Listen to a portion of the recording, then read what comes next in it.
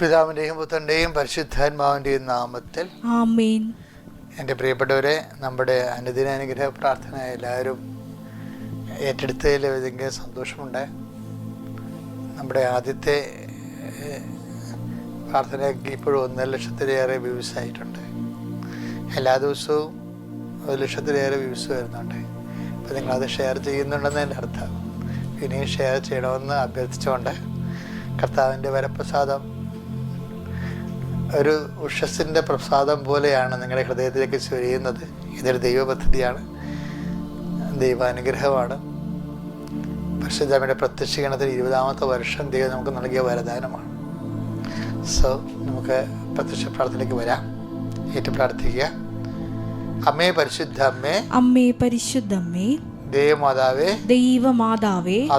അന്ന് അങ്ങ് കൃപാസനത്തിൽ പ്രത്യക്ഷപ്പെട്ട് വരാൻ പോകുന്ന മഹാദുരന്തത്തിൽ നിന്ന് രക്ഷപ്പെടാൻ എല്ലാവർക്കും വേണ്ടി പ്രാർത്ഥിക്കുവാനും ആവശ്യപ്പെട്ടിട്ട് 20 വർഷം തികയുന്ന ഈ വേളയിൽ കൃപാസനത്തിലൂടെ ഞങ്ങൾക്കും ഈ ദേശത്തിനും അമ്മ മാധ്യസ്ഥം തേടി തന്ന എല്ലാ അനുഗ്രഹങ്ങൾക്കും കൃപകൾക്കും ഞങ്ങളിപ്പോൾ ഹൃദയം നിറഞ്ഞ നന്ദി പറയുന്നു. അമ്മേ പരിശുദ്ധമ്മേ, ജപമാല മാതാവേ, സകല കൃപാസനം പ്രാർത്ഥനകളോടും ചേർത്ത് ഞങ്ങളിപ്പോൾ പ്രാർത്ഥിക്കുന്ന ഈ കുടുംബത്തിന്റെ പ്രത്യേക നിയോഗം പറയണം കേട്ടോ. ഇന്നത്തെ നിയോഗമാണ്.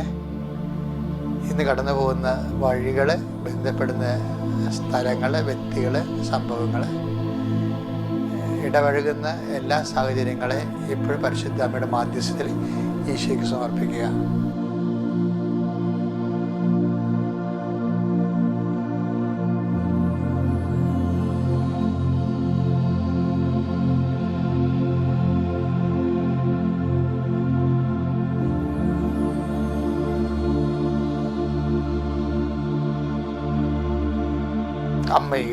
അമ്മയുടെ പ്രത്യക്ഷീകരണത്തിന്റെ ഈ ദ്വാദശകവേളയിൽ ഞങ്ങൾക്ക് സാധിച്ചു തരുവാൻ കനിയണമേ. വിശ്വാസ പ്രമാണം. സർവശക്തനായ പിതാവും ആകാശത്തിന്റെയും ഭൂമിയുടെയും സൃഷ്ടാവുമായ ദൈവത്തിൽ ഞാൻ വിശ്വസിക്കുന്നു.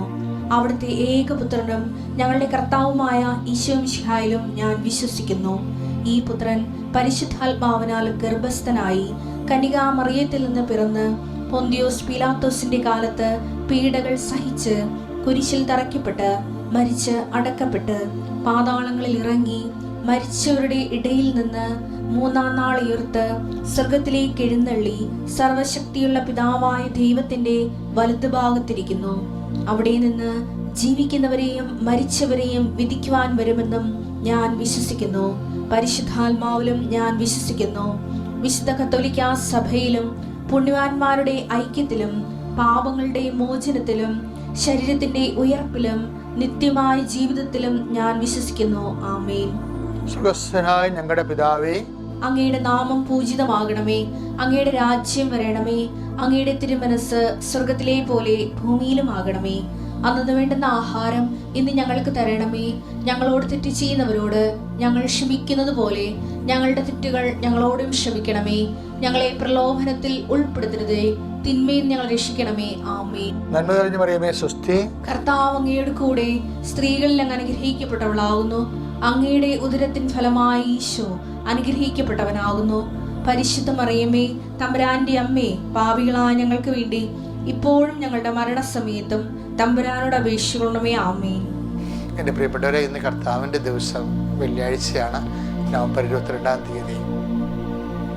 അപ്പം നമ്മൾ ഇന്ന് കണ്ടുമുട്ടുന്ന എല്ലാ വ്യക്തികളിലും കർത്താവിൻ്റെ കൃപ ചൊരിഞ്ഞു നിൽക്കണം. നിങ്ങൾ എനിക്കൊരു ആശീർവാദമായിരിക്കും. എബ്രാഹത്തിന് കൊടുത്ത വിശ്വാസി എന്ന് പറയുന്നതാണ് എബ്രാഹാം. നമ്മളിൽ എല്ലാവരും എബ്രാഹാം ജീവിക്കുന്നുണ്ട്. whenever you believe you became Abraham. Abraham എന്താണ്? ദൈവത്തിൻ്റെ അനവധിയായ വാഗ്ദാനങ്ങൾക്ക് അർഹനായ ആളാണ് എബ്രാഹാം. എബ്രാഹാം എന്ന് പറഞ്ഞത് ആരാണ്? വിശ്വാസത്തിന് വേണ്ടി ദൈവതിരുസന്നിധിയിൽ വചനം നിറവേറ്റാൻ ഏതറ്റ കൈയും ചെയ്യാവുന്ന ഒരു വ്യക്തി പ്രാഭവത്തിൻ്റെ പേരാണ് എബ്രാഹാം. അപ്പം when we believe we become Abraham. നമ്മൾ ദൈവത്തിൻ്റെ വചനത്തിൽ വിശ്വസിക്കുന്ന ആ നിമിഷം മുതൽ നമ്മൾ എബ്രഹാം ആകും. അപ്പോൾ എബ്രഹാത്തിന് കൊടുത്ത ഫസ്റ്റ് പ്രോമിസ് എന്താണ്? You will be a blessing to the entire universe. നീ ഈ ഒരു വലിയ അനുഗ്രഹമായിരിക്കും ജനങ്ങൾക്ക്.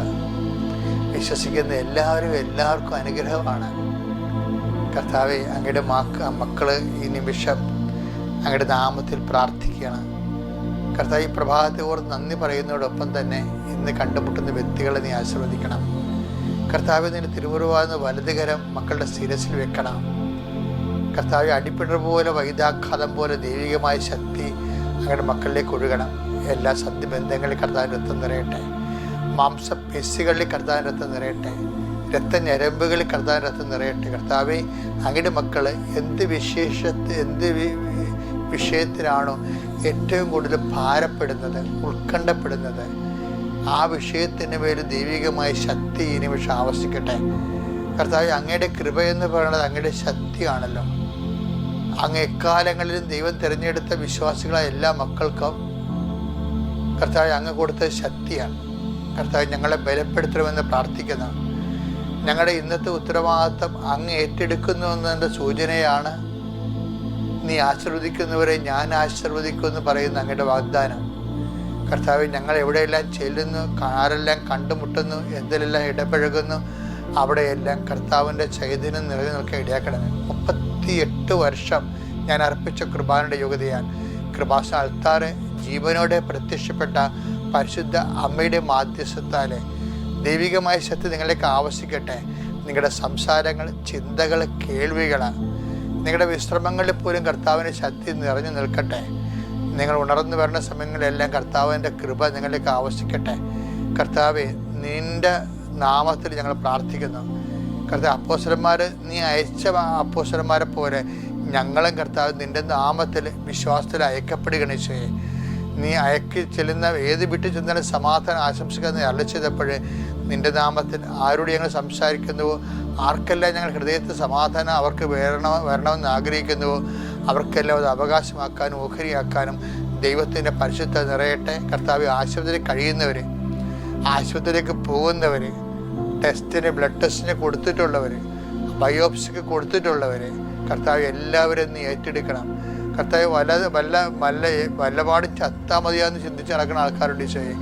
അത്രയ്ക്ക് ഭാരപ്പെട്ട നിമിഷങ്ങളുണ്ട് ഈശോയെ. കടങ്ങൾ വന്നിട്ടുള്ള ആൾക്കാർ, ചതിക്കപ്പെട്ടിട്ടുള്ള ആൾക്കാർ, കർത്താവ്, വേദനപ്പെട്ടിട്ട് ആരും സഹായിക്കാൻ ഇല്ലാതെ കർത്താവ് ഒറ്റപ്പെട്ടു പോയിട്ട് എന്തിനാണ് ഞാനിങ്ങനെ ജീവിക്കണം ചിന്തിച്ചുകൊണ്ട് സ്വയമായിട്ട് വെറുപ്പ് തോന്നുന്നവർ എല്ലാവരെയും ഞാൻ അങ്ങനെ തിരുസ്ഥാനം പരിശുദ്ധമേ ദേവമാതാവേ, യേശുക്രിസ്തുവിൻ്റെ അഭിഷിക്തമായ രക്തം ഞങ്ങൾക്ക് അവകാശമാക്കണ ദൈവപിതാവിൻ്റെ തീരുമാനമാണെങ്കിൽ ആ തീരുമാനത്തിൻ്റെ ശക്തിയാൽ മാരക രോഗങ്ങളും തീരാവേദികളും ജീവദുരിതങ്ങളും യേശുക്രിസ്തു നാമത്തിൽ മാറിപ്പോവുകയും ദൈവത്തിൻ്റെ പരിശുദ്ധാത്മാവ് നിങ്ങളിലേക്ക് ഈ നിമിഷം മുഴുവൻ നിറഞ്ഞു നിൽക്കുകയും നിങ്ങൾ ഉറങ്ങുന്നത് വരെ കർത്താവിൻ്റെ ശക്തിയുടെ സ്ഫുരണങ്ങൾ അനുഭവിക്കാൻ നിത്യം പിതാവും പുത്രൻ പരിശുദ്ധ സർവ്വീശ്വര അങ്ങയോട് പ്രാർത്ഥിക്കുന്നു. എന്നേക്കും ആമേൻ.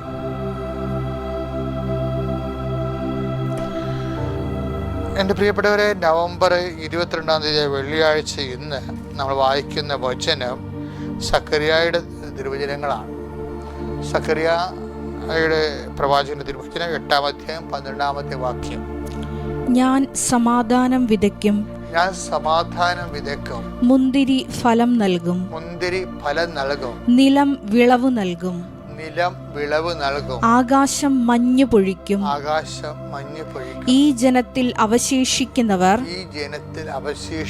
ഇതെല്ലാം അവകാശമാക്കാൻ ഞാൻ ഇടയാക്കും. അതായത് എൻ്റെ മക്കൾ ഇതിൻ്റെ അകത്ത് വരുന്ന വിഷയങ്ങൾ അറിയാമോ? ഇപ്പം ഞാൻ തന്നെ 1974-77 എൻ്റെ ജീവിതത്തിൽ വല്ലാത്തൊരു വിഷമസന്ധി ഉണ്ടായി.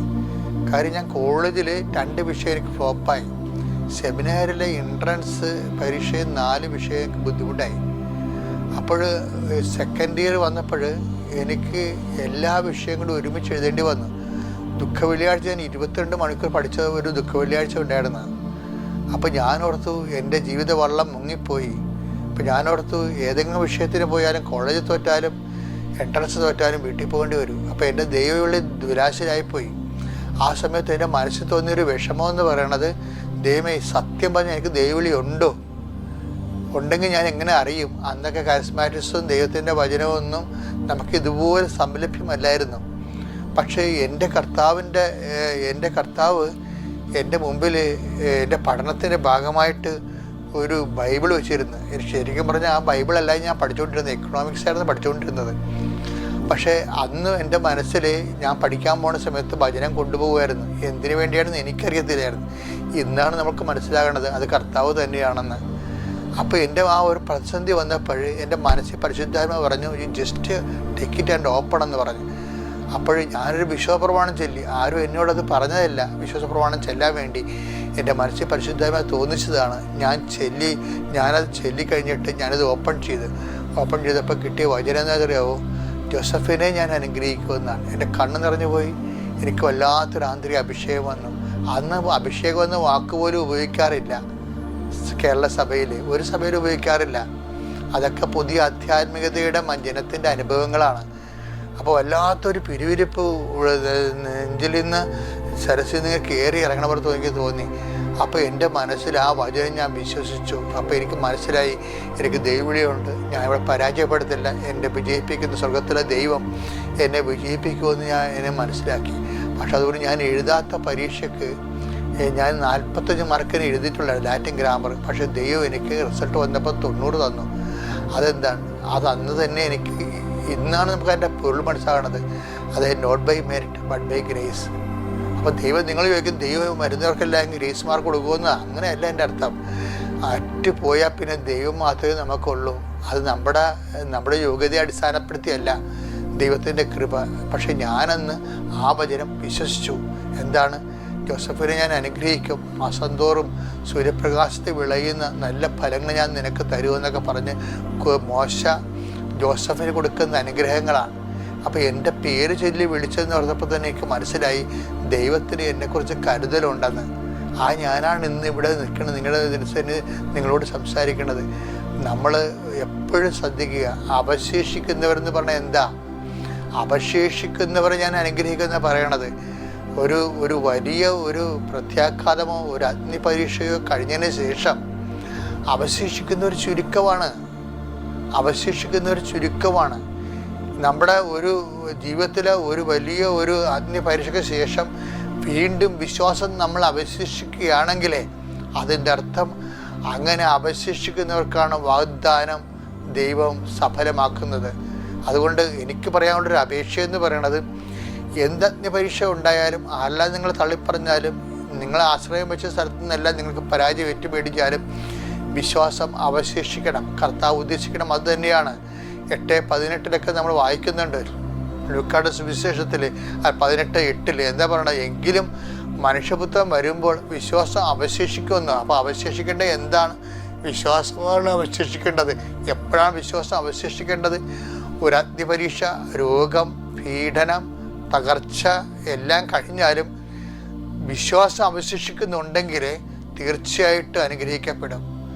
അങ്ങനെ എല്ലാ പ്രശ്നങ്ങളെ അതിജീവിച്ചുകൊണ്ട്, വിശ്വാസം അതിജീവിപ്പിച്ചുകൊണ്ട് അതിൻ്റെ ആ വിശ്വാസത്തിൻ്റെ അവശേഷിപ്പിൻ്റെ അടിസ്ഥാനത്തിൽ വാഗ്ദാനം പാലിക്കുന്ന ദൈവത്തിൻ്റെ വാഗ്ദാനം പ്രാപിക്കുവാൻ കർത്താവ് നിങ്ങളെ അനുഗ്രഹിക്കട്ടെ. പിതാവിൻ്റെയും പുത്രൻ്റെയും പരിശുദ്ധാത്മാവിൻ്റെയും നാമത്തിൽ ആമേൻ.